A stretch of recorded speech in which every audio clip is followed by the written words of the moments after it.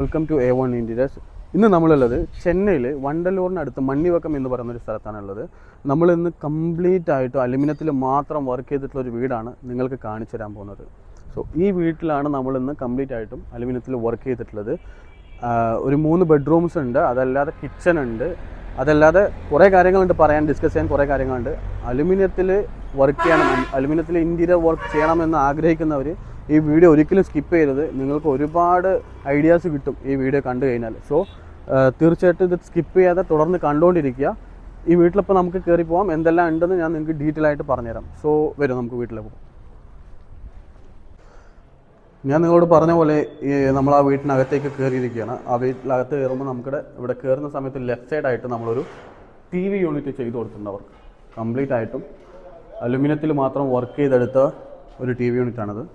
നിങ്ങൾ കാണാം, ഇതിന് പിന്നിൽ കംപ്ലീറ്റ് ആയിട്ടും നമ്മൾ ഫ്ലൂട്ടഡ് പാനൽ വെച്ച് കവർ ചെയ്ത് കൊടുത്തിരിക്കുകയാണ്. കംപ്ലീറ്റ് ആയിട്ട് പേസ്റ്റ് ചെയ്തിട്ട് ഫ്ലൂട്ടഡ് പാനൽ വെച്ചിട്ട്.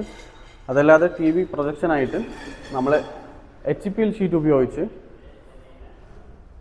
വൈറ്റ് ഫ്രെയിമിലാണ്, HPL ഷീറ്റ് ഉപയോഗിച്ച് വൈറ്റ് ഫ്രെയിമിൽ ഗ്രാനൈറ്റ് ഷെയ്ഡ് വരുന്ന കളറാണ് അവരിവിടെ ചൂസ് ചെയ്തിട്ടുള്ളത് ഈ ഷീറ്റ്. അങ്ങനെ നമ്മൾ TVക്ക് പ്രൊജക്ഷനും അതുപോലെ തന്നെ പിന്നിൽ കംപ്ലീറ്റ് ആയിട്ടും ടോപ്പ് ടു ബോട്ടം കംപ്ലീറ്റ് ആയിട്ടും നമ്മൾ ഫ്ലൂട്ടഡ് പാനലും വെച്ച് കവർ ചെയ്ത് കൊടുത്തിട്ടുണ്ട്.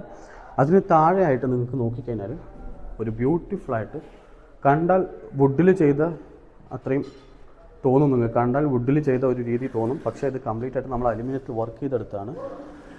വൈറ്റ് കളർ ഫ്രെയിം ഉപയോഗിച്ച് HPL ഷീറ്റിൽ തന്നെ വുഡൻ കളർ വരുന്ന ഷീറ്റ് ഉപയോഗിച്ചിട്ട് നമ്മൾ ഒരു TV യൂണിറ്റ് വർക്ക് ഇവിടെ ചെയ്ത് കൊടുത്തിട്ടുണ്ട്.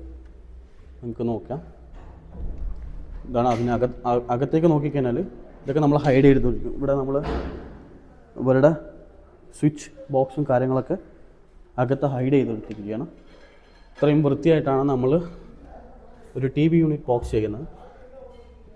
അതല്ലാതെ അകത്ത് സെറ്റർ ബോക്സ് ഒക്കെ വെച്ച് കഴിഞ്ഞാൽ നമുക്ക് റിമോട്ടൊക്കെ ആക്സസ് ചെയ്യാനായിട്ട് നമ്മളിവിടെ ഗ്ലാസ് ആണ് പ്രൊവൈഡ് കൊടുത്തിട്ടുള്ളത്. ഓക്കെ, ഗ്ലാസ് ആണ് അവർക്ക് സെൻറ്ററായിട്ട് നമ്മൾ കൊടുത്തിട്ടുള്ളത്. സോ ഒരു ബ്യൂട്ടിഫുൾ ആയിട്ടുള്ള TV യൂണിറ്റ്